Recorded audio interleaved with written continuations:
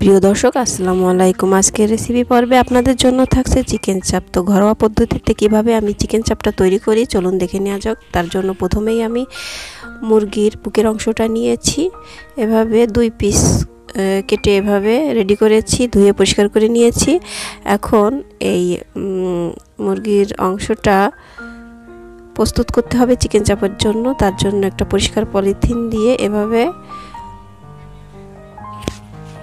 পুতা দিয়ে থেতো করে নিতে হবে। চতুর্পাশটা একই রকম হয় সেভাবে খেয়াল করে করতে হবে কাজটা। তো আপনারা খেয়াল করুন কিভাবে করছি। আলতো হাতে এভাবে একটু প্রেস করে করে সব সাইডটা একইভাবে এভাবে একটু থেতো করে নিলেই হবে। তো এরপরে আমি কাঁটা চামচের সাহায্যে একটু কেচে নিব। এর ফলে হবে কি, মশলাটা খুব সহজে ভেতরে প্রবেশ করবে আর চাপটা খেতেও দুর্দান্ত হবে।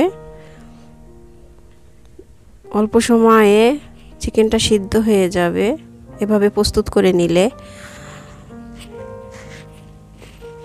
তো চিকেনটা রেডি করে রেখে এখানে দেখুন গরম মশলা, গোলমরিচের গুঁড়া, তারপরে হচ্ছে চাট মশলা সামান্য হাফ চামচ করে দিয়েছি, 1 চামচ গোলমরিচের গুঁড়া দিয়েছি, আদা রসুন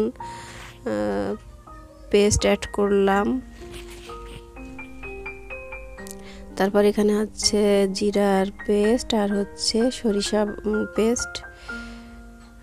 পেস্ট অবশ্যই দেওয়ার চেষ্টা করবেন। এসব খাবারে সরিষার অ্যাড করলে খেতে কিন্তু দুর্দান্ত হয়। পরিমাণ মতো লবণ অ্যাড করলাম।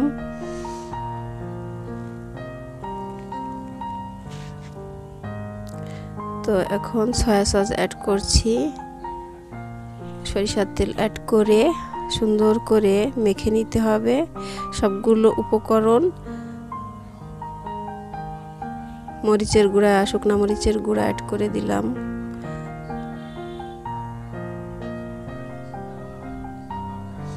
সুন্দর করে মিক্স করে নিয়ে তারপর চিকেনে অ্যাড করতে হবে। তো আর একটু সয়া সস অ্যাড করলাম, আমার কাছে কম মনে হয়েছে। আর একটু সরিষার তেল,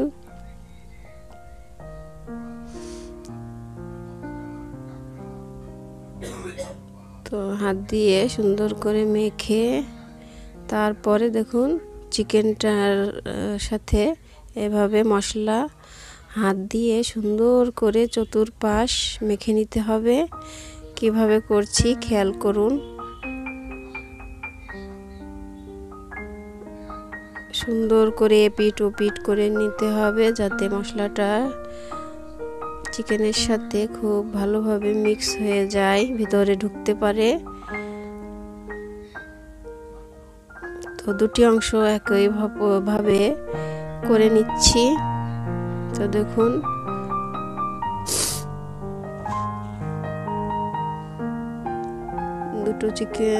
দুই পিস চিকেনের 2 পিস রেডি করে এবার ফ্রাই করতে হবে। তো তার পূর্বে, ফ্রাই করার পূর্বে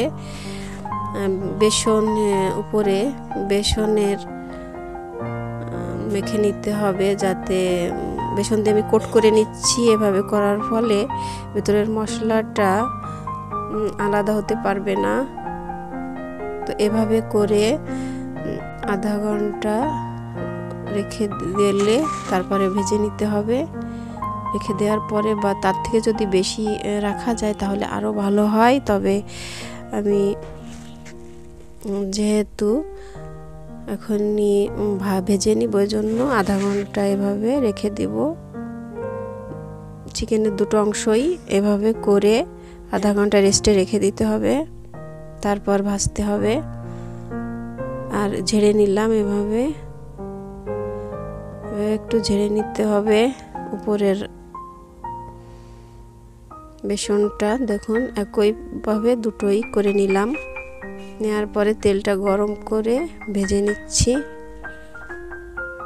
সুন্দর করে এপিট ওপিট ভেজে নিতে হবে। প্রথমে 1 মিনিট এপিট ওপিট 30 সেকেন্ড করে হাই হিটে ভাজতে হবে, পরবর্তীতে হাই টু লোতে ভেজে নিতে হবে।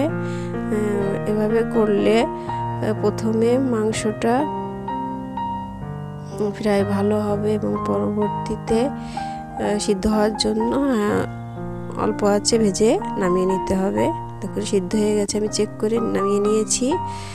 তো নান রুটির সঙ্গে এরকম চিকেন চাপ দারুণ লাগে।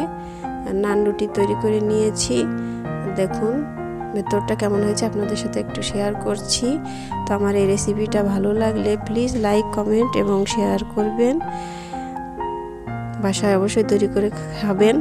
নতুন যারা দেখছেন সাবস্ক্রাইব করে অল বাটনে ক্লিক করে সবসময়ের জন্য আমার চ্যানেলের পাশে থেকে নিত্য নতুন মজাদার রেসিপি উপভোগ করবেন। তো আমি সস তৈরি করেছিলাম, সেটা শেয়ার করে খেয়ে নিচ্ছি। ভালো থাকবেন, সুস্থ থাকবেন, আল্লাহ হাফেজ।